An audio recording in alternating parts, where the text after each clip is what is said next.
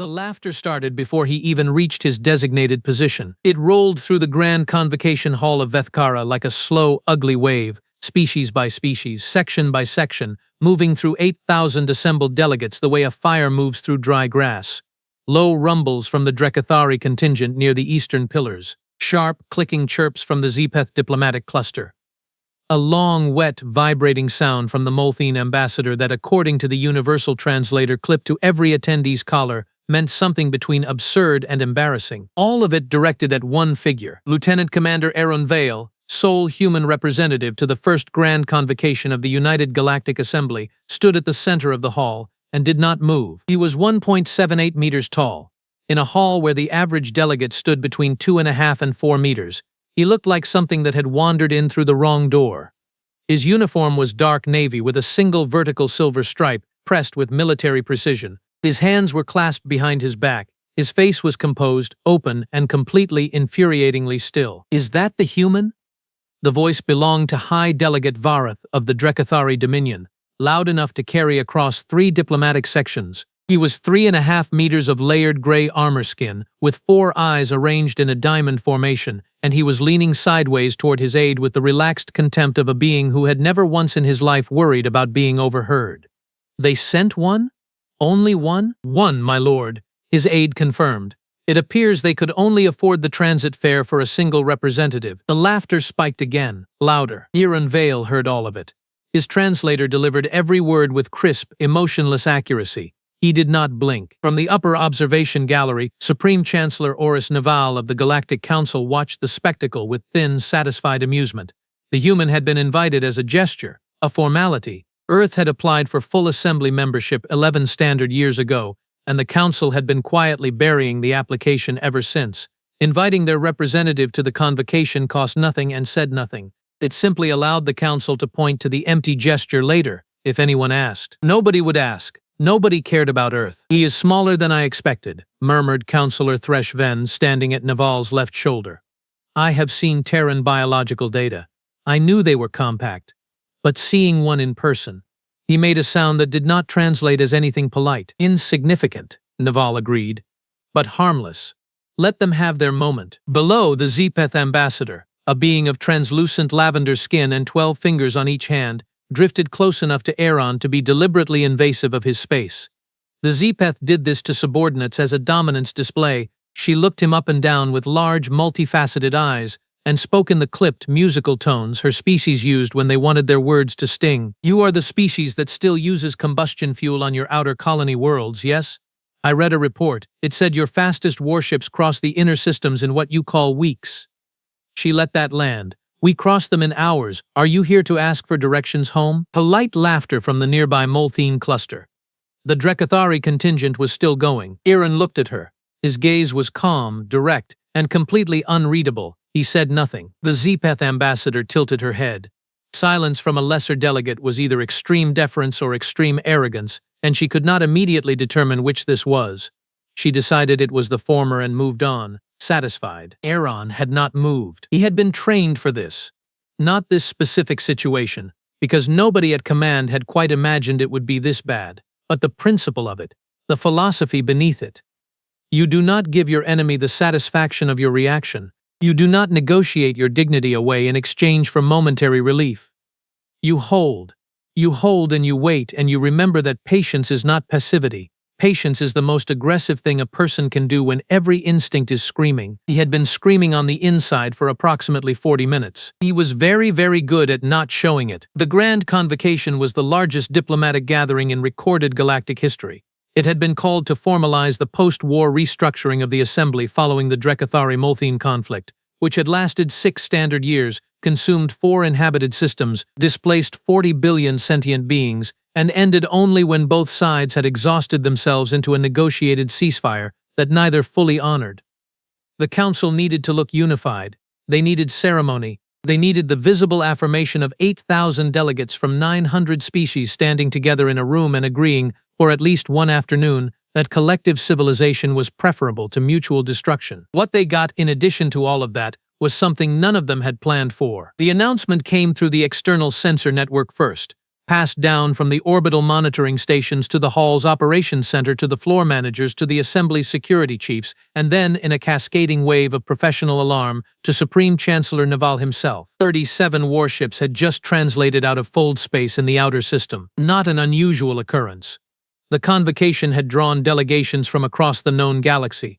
Arrivals had been staggered over the previous 6 standard days, but these 37 ships did not match any registered arrival schedule, and when the monitoring stations ran their identification queries, the response that came back froze every senior security officer in the hall. The ships were Vrethkon. A silence moved through the upper galleries first, the kind that comes not from quiet but from everyone suddenly stopping talking at once.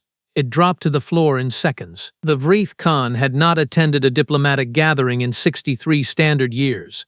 They did not negotiate. They did not petition. They did not make formal appearances at council events. When the Vreth Khan appeared somewhere, it was because they had decided something needed to change. And when the Vreth Khan decided something needed to change, it changed. Empires had collapsed because a Vreth Khan fleet had appeared on a long-range sensor sweep and simply waited. The psychological weight of their presence alone had ended wars. They were the oldest militant species in the known galaxy. They had been conquering, enforcing, and restructuring galactic civilization since before the Council existed. They called themselves the First Movers. Everyone else called them something that translated, depending on dialect and tone, as either the apex predators or the undying. Both were accurate. 8,000 delegates watched the main display screens as 37 Vrethkon warships moved into high orbit with the unhurried precision of beings who had never once worried about permission. Supreme Chancellor Naval gripped the gallery railing. "They were not invited," he said. "No, Chancellor," said his aide. "They were not." "Why are they here?" Nobody answered, because nobody knew. The delegation came down in a single transport. It touched the landing platform attached to the hall's northern entrance with the delicate precision of something built not for comfort but for effect, and when the doors opened, the Vrethkon Supreme Warlord Grathvel walked out. He was enormous, not in the theatrical way of the Drekkathari, who were large in the way that things built for physical domination are large. Grathvel was large the way a geological feature is large. He moved with the total absence of hurry that belongs only to things that nothing else alive would consider challenging. His armor was black composite material inlaid with red-gold geometric patterns that Aaron recognized from classified intelligence briefings as battle record markings. Each marking represented a campaign. There were many markings. Behind him came a quiet escort of 8 Vrethkon warriors who moved like shadows attached to a very large, very dangerous light source. The hall parted. It did not part because anyone was asked to move. It parted the way water parts for something heavy. Grathvel walked into the center of the Grand Convocation Hall of Vethkara and stood for a moment, and 8,000 delegates watched him in absolute silence. Then he looked around the room, slowly, the way someone looks when they are searching for a specific face in a crowd. Not scanning, searching, with intent. His gaze moved across the Drekkathari delegation, past the Zepeth cluster, through the Molthene block, over the upper tiers and the lower assembly floor, past the council's designated seating, past the security cordons, and then it stopped. He walked forward. The crowd shifted to let him through, and then closed again behind him as he moved, so that there was always a corridor of clear space between him and wherever he was going. People moved without thinking about it, the way cells move for the heart. He was heading for the center of the floor. He was heading for the single figure standing alone in the middle of the room, who had not moved in over an hour, whose face had been calm through 40 minutes of laughter and insults and deliberate disrespect. The Vrethkon Supreme Warlord Grathvel stopped in front of Aaron Vale. He looked down. He was more than twice Aaron's height. His shadow covered the human completely. Aaron looked up. His expression did not change. Grathvel placed one enormous hand on Aaron's shoulder, with a gentleness that was almost incomprehensible from something that large. And he spoke one word: "Little brother." The silence that followed was so complete that Aaron could hear his own heartbeat. 8,000 delegates did not move, did not speak. In the upper gallery, Supreme Chancellor Naval had gone the particular pale color of a being whose model of reality has just cracked down the middle. The Drekkathari High Delegate Vareth had stopped mid-conversation with his aide and was standing with his 4 eyes fixed on the center of the floor with an expression that was not quite fear, but was very close to its sophisticated older cousin. The Zepeth ambassador, who had spoken to Aaron about combustion fuel and travel times less than an hour ago, was completely still. Aaron did not look away from Grathvel's face. He did not smile, did not widen his eyes, did not do any of the things that shock produces in people who have not been trained to suppress it. He absorbed the moment. He had not known this was going to happen. Nothing in his briefing materials had prepared him for this, but he had been selected for this posting through a process he did not entirely understand, by people several layers above his pay grade, and he had learned a long time ago that the thing you do when the situation exceeds your preparation is you hold your shape and you wait for the shape of the situation to clarify itself. He held his shape. "I was told," Grathvel said, and his voice was low and resonant and carried to every corner of the hall without effort, that the humans were invited. I wanted to see for myself. He looked up then, away from Aaron, around the room.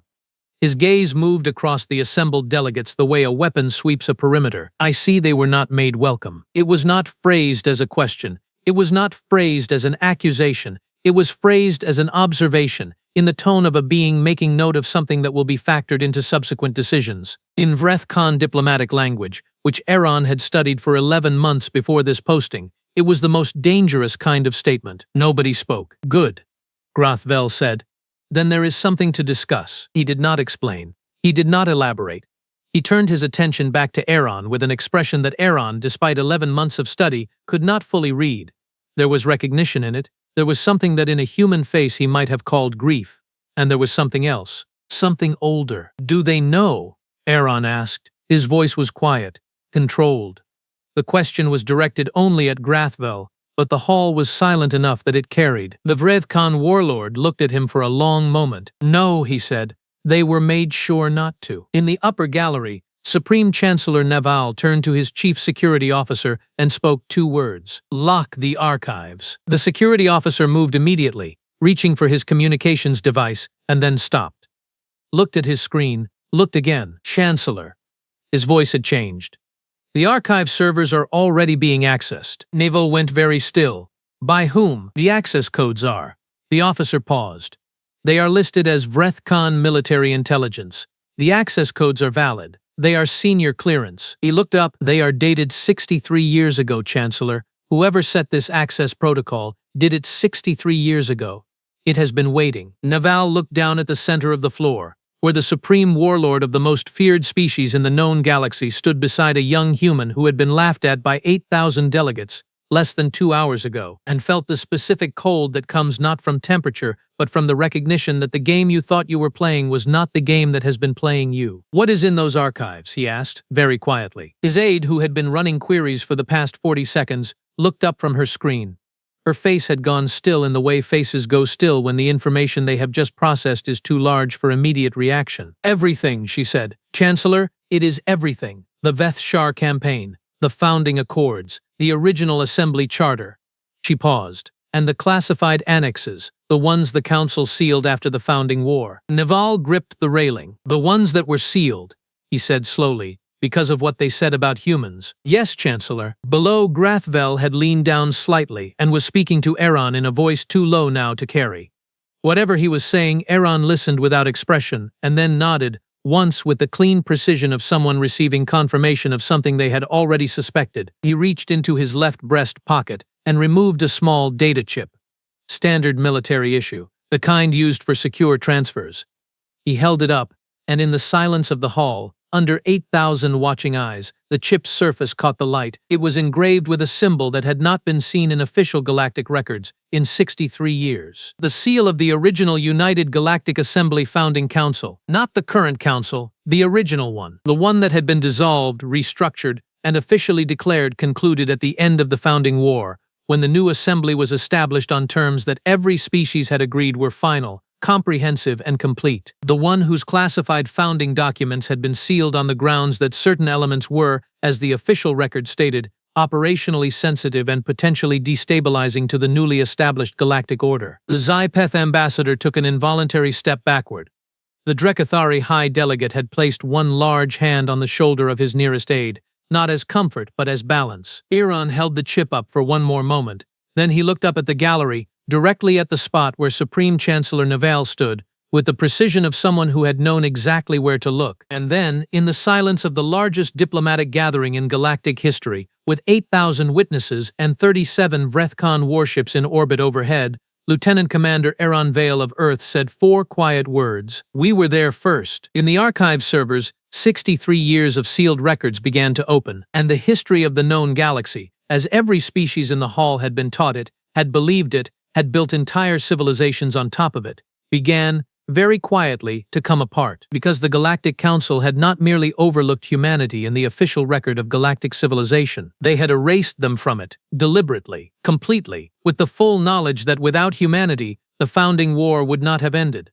That without humanity, the original assembly would never have been built. That the peace 8,000 delegates were gathered to celebrate had been purchased, in the first place by a species they had spent the entire morning laughing at, and somewhere in those unlocking archives was a single document that the Council had spent 63 years making sure nobody would ever read. A treaty, signed in the aftermath of the founding war, signed by every original member species, signed, at the top, above every other name, by the human commander who had ended the war, a commander whose name had been removed from every official record in existence, a name that Grothvel, supreme warlord of the Vrethkon, had just spoken into Aaron's ear, a name that was, by blood and by record and by the oldest treaty in galactic history, Aaron Vale's.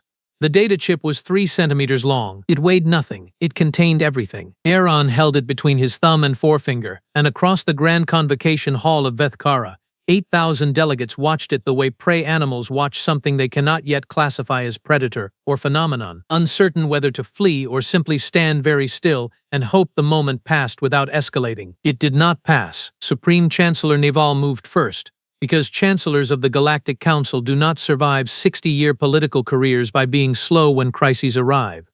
He turned to his chief of protocol and spoke in a voice stripped of everything except command authority. Suspend the convocation. Medical emergency in the upper gallery. Clear the floor. His chief of protocol stared at him.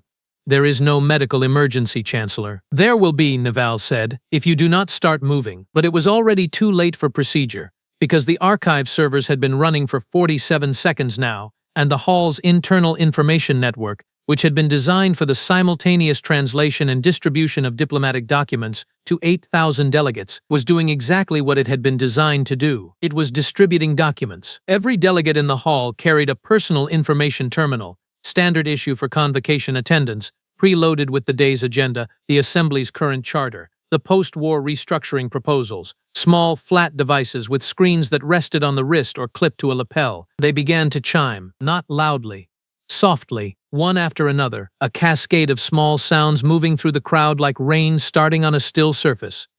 Delegates looked down at their terminals, looked up, looked down again. The Drekathari High Delegate Vareth read the first 3 lines of the document his terminal had received and then sat down directly on the floor of the Grand Convocation Hall, with no chair beneath him, which for a Drekathari of his rank and physical mass was so profoundly undignified that the 7 aides surrounding him did not know how to respond and simply stood there in stunned formation around their seated lord. The Zypeth ambassador read further than Vareth before her reaction hit, but when it hit with more force. She made a sound that her translator rendered as a sustained ascending tone with no direct linguistic equivalent, which the diplomatic notation system logged, after a brief processing delay, as involuntary vocalization indicating paradigm collapse. The Molthene ambassador did not make any sound at all. He simply stood with his terminal in both hands and read, and his coloration, which in Molthene biology shifts with emotional state the way human skin shifts with temperature,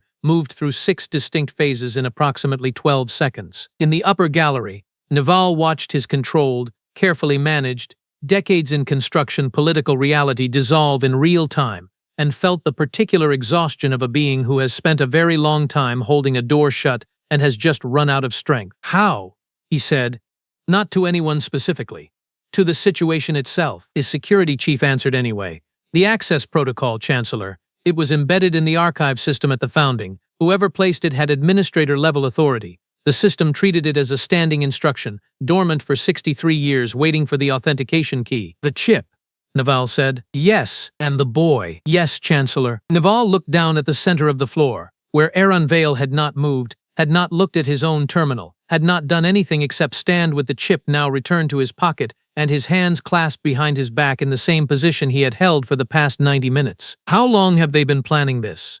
Neval asked. The security chief said nothing, because the honest answer was longer than you have been alive, And that was not a thing you said to a chancellor. Below, Graithvel had positioned himself 2 paces to Aaron's left, and slightly behind, which in Vraith Khan body language meant something that every species in the hall with any diplomatic training recognized immediately. It was the position of a guardian, not an escort, not an honor guard, a guardian. The distinction was significant. An escort says, "This person is accompanied." A guardian says, "This person is under my protection, and if you move toward them with hostile intent, what happens next is entirely your responsibility." Nobody moved toward Aaron with hostile intent. Several beings moved toward him with questions, which is only slightly less dangerous in a diplomatic context. The first was a Theresi senior admiral named Qualdren, who pushed through the crowd with the purposeful momentum of a military officer who has decided that clarity is more important than decorum. "Human," he said. He stopped a respectful distance away, which was also a safe distance from Graithvel. "The document on my terminal, the founding charter annex." He paused.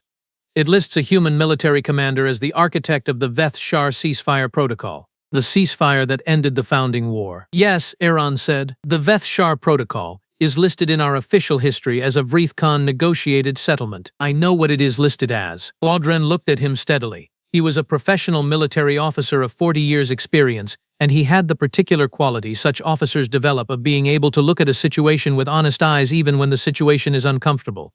"You are telling me that is incorrect." "The archives are telling you that," Aaron said. "I am simply the delivery mechanism." Qualdren looked at Graithvel. The warlord looked back at him with the patient immobility of something geological. "Is it true?" Qualdren asked. Graithvel was quiet for a moment. Not the quiet of evasion. The quiet of someone choosing the exact right words for a thing that has needed saying for a very long time. "Commander Soren Vale," Graithvel said, "walked into the Vraith Khan Supreme War Council alone, without weapon, without escort, without the sanction of the assembly or the knowledge of the council. He walked in and he sat down and he told us 3 things. He paused. He told us the war could not be won by force. He told us that the species fighting it would destroy the infrastructure of civilization before either side prevailed. And he told us that he had a solution." Qualdren's jaw worked. A human, a single human walked into the Vraith Khan War Council. He was the only being who had correctly analyzed the strategic position, Graithvel said, with something that in a human voice might have been respect scraped clean of any decoration. Our own commanders had not seen it. The Assembly's generals had not seen it. Soren Vale had seen it because he was looking at the whole board while everyone else was looking at their own pieces. He looked at Aaron. "It is a human quality. You look at the whole board." "What was the solution?" Qualdren asked. "The Veth-Shar protocol," Graithvel said. "A graduated ceasefire architecture with built-in verification mechanisms and a collective security guarantee, complicated, elegant. It required all parties to accept short-term vulnerability in exchange for long-term stability." He paused. No species at the table wanted to accept short-term vulnerability. Soren Vale spent 17 days in that War Council chamber, alone, and by the end of those 17 days, every Vraith Khan commander had agreed. The admiral stared. "How?" he argued. Graithvel said simply, "He was very good at arguing." The warlord's expression shifted slightly, and for a moment it looked almost like what a human would call a smile, filtered through anatomy that had never evolved for smiling. "He also, on the 3rd day, defeated 4 of our senior tactical officers in consecutive simulation exercises, which helped establish his credibility." Aaron said nothing. He had heard this story before, in fragments, in classified briefings he was not supposed to have accessed, through channels he was not supposed to have known about. He had spent 7 years assembling it from pieces that the Council had spent 63 years distributing across sealed archives, redacted databases, and classified military records that had been formally listed as destroyed. They had not been destroyed. They had been hidden. There is a difference, and the difference matters, because hidden things can be found. Aaron had always been very good at finding things. "Why was it covered up?" Qualdren asked. Graithvel looked toward the upper gallery. Naval had not moved from the railing. "Ask the Council," Graithvel said. The answer to that question was, in fact, currently being read by approximately 400 senior delegates who had reached page 11 of the founding charter annex, which was where the political context became fully explicit. The Galactic Council had not been established as a neutral governing body. It had been established as a solution to a specific problem, which was that after the founding war, the Assembly's original member species were faced with an uncomfortable reality. A small, young, biologically intense species from a single hostile planet had, in the span of the war's final 2 years, proven to be more strategically capable than any other species at the table. This was a problem, not because humanity was hostile. Commander Soren Vale had demonstrated the opposite. It was a problem because the political architecture of the post-war assembly was being built on a framework of established hierarchies, and those hierarchies required stable assumptions about which species were dominant. Humanity did not fit anywhere in those assumptions cleanly. They were too new, too capable, too unpredictable, too difficult to classify in a system that classified everyone. The decision had been made, documented in the annex with the clear-eyed bureaucratic brutality that only committees produce, that humanity's role in the founding war would be reclassified, minimized in the official record, removed from the founding documentation, and Earth would be placed in a category of developing worlds under provisional observation, which would keep them occupied, keep them manageable, and prevent them from accumulating the kind of political capital that their actual history entitled them to claim. Soren Vale had been offered a position on the original council. He had declined because he had read the founding charter and understood what the council was actually being designed to do. He had returned to Earth. He had left the data chip with Grathvel. He had said, according to the personal record that was now also circulating through the Hall's information network, 3 sentences before he left, "They will bury this. When the time comes, give it to someone who can use it. You will know who." 63 years later, Grathvel had walked into a diplomatic hall and placed his hand on the shoulder of a young man with the same bone structure, the same precise stillness, and the same particular way of looking at a room like he was reading a tactical map, and he had known. In the upper gallery, Councillor Thresh Ven had been reading his terminal with the progressive horror of a being watching the structural supports of his entire career dissolve into vapor, and now he turned to Naval with something approaching desperation. "We need to issue a statement," he said, "a contextualization. The annex lacks context. The decisions made at the founding were what?" Naval asked. "Were made in good faith. We erased a species from their own history," Naval said, with the flat affect of someone who has passed through outrage and come out the other side into something colder. "In what faith were they made exactly?" Thresh Ven had no answer. Below, Aaron had produced a second item. Not a chip this time, a small, folded document of the kind that had not been in common use for 60 years, printed on physical material, sealed with a physical seal. He held it out to Qualdren, who took it with the careful hands of someone handling something that might be explosive, which in a political sense it absolutely was. "That is the original membership application," Aaron said, failed by Commander Soren Val, on behalf of Earth in the second year of the post-war assembly. The application that the Council formally acknowledged and then buried. He paused. "It has never been formally denied. Under Assembly procedural law, an application that has not been formally denied remains active." He met Qualdren's eyes. "Earth has been a pending member of the Galactic Assembly for 63 years. We are here to complete the process." Qualdren looked at the document, looked at Aaron, looked at Grathvel. "You planned all of this." "Soren Vale planned all of this," Aaron said. "I simply showed up. You are his." Qualdren started, and then paused, recalibrating the word he had been about to use. "His descendant. His great-grandson." A sound moved through the crowd nearest to them, a ripple of recalculation, the audible sound of beings revising their models of the situation. The Drekathari High Delegate Vareth had gotten back to his feet. He was reading his terminal with an expression that had moved a considerable distance from where it had been when he had asked if the human could only afford one transit fare. He looked at Aaron across the floor with something complicated in his 4 eyes. He was remembering the things he had said. Most of the beings in the hall were remembering the things they had said. The Zpeth ambassador specifically was standing very still with the expression of someone reviewing a conversation about combustion fuel and travel times and understanding, with increasing clarity, that she had made those remarks to the great-grandson of the being who had personally ended the founding war by walking into the Vrethkon War Council alone and talking for 17 days. She looked at Aaron. Aaron did not look back at her. He was not interested in her discomfort. He was not here for apologies, was not here to watch the beings who had laughed at him recalibrate into something resembling respect.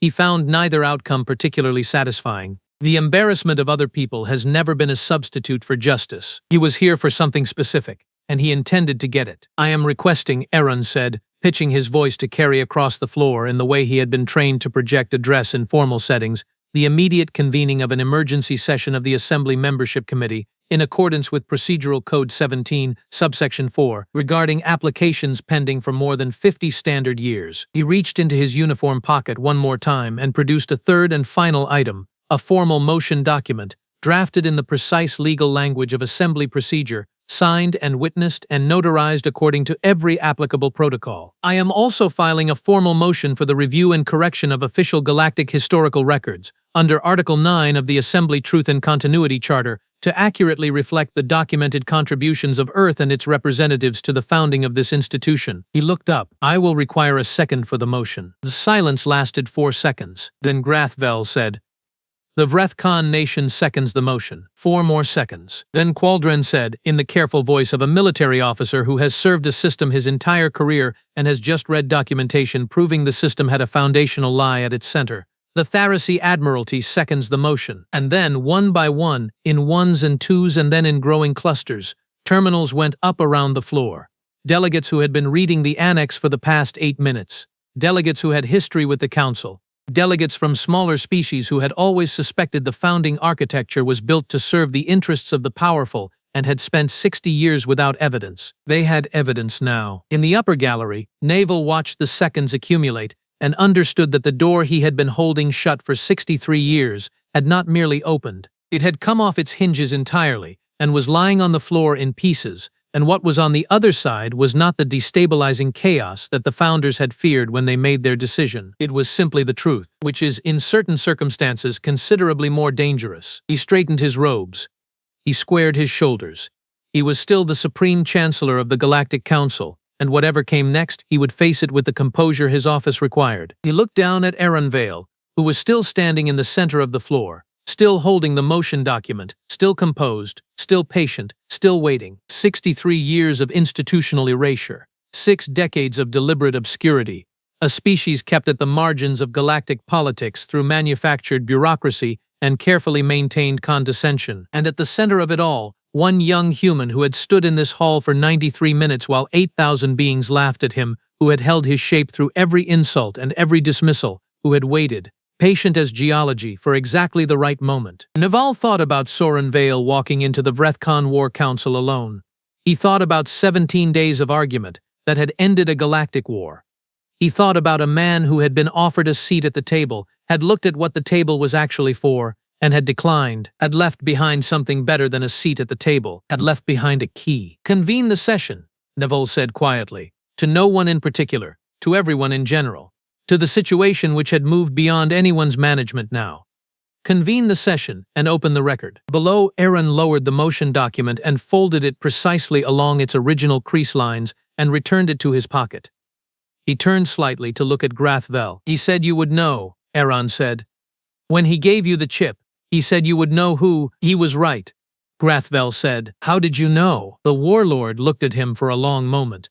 When he spoke, his voice was lower, and the diplomatic formality had gone out of it entirely. You walked into this room, he said, knowing what was waiting for you. You stood in the middle of it for almost 2 hours. You did not flinch, you did not perform, you held your shape and you waited.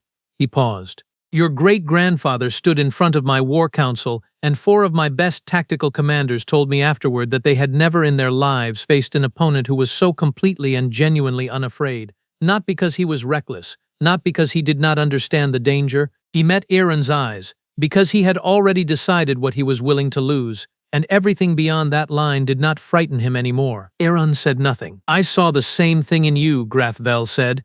The moment you walked through the doors, around them the grand convocation hall was transforming. The careful architecture of the event, the choreographed diplomacy, the scripted proceedings had dissolved into something organic and irreversible, the particular organized chaos of history being made without a program. Delegates were moving in clusters, talking, arguing, reading, rereading. The Assembly Membership Committee Chair, a Thessalide jurist of impeccable procedural credentials who had spent 40 years applying rules with perfect even-handedness, was already calling for order and establishing the conditions of the emergency session with the focused efficiency of someone who privately suspects this day will be the most significant of her career. She was correct. Aaron looked up at the gallery one more time. Naval was still there, and their eyes met across the distance, and something passed between them that was not reconciliation and was not hostility. It was something more honest than either. It was the look that passes between two people when the pretense between them has been fully removed and what remains is simply the undecorated reality of what was done, and why, and what comes next. Iran turned away first. He had no interest in the Chancellor as an opponent. The Chancellor was a consequence, not a cause.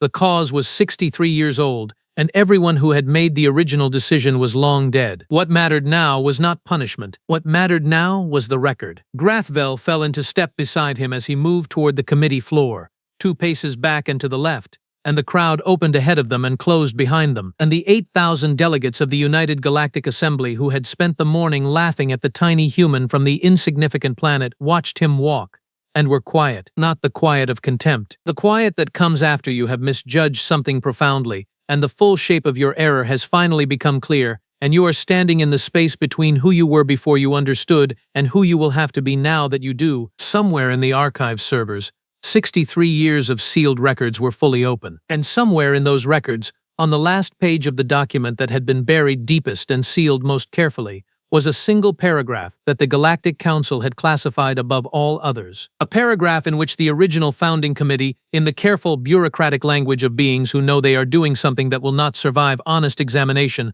had recorded the true reason for erasing humanity from the founding record. Not because humans were weak, not because they were primitive, not because they were insignificant, but because a species that could end a galactic war through 17 days of argument, that could see the whole board while everyone else saw only their own pieces, that could stand alone in the center of a room full of beings who wanted to dismiss them and hold their shape until the moment was right. Such a species, the committee had written, in the careful clinical language of institutional fear, represented a long-term variable that the established order could not confidently predict or control. And so they had tried the only thing left to them. They had tried to make humanity forget what it was. It had not worked. It had never had a chance of working, because you cannot erase what a species carries in its bones. And humans, as the galaxy was now in the process of remembering, have always been very good at finding things that were hidden, especially themselves.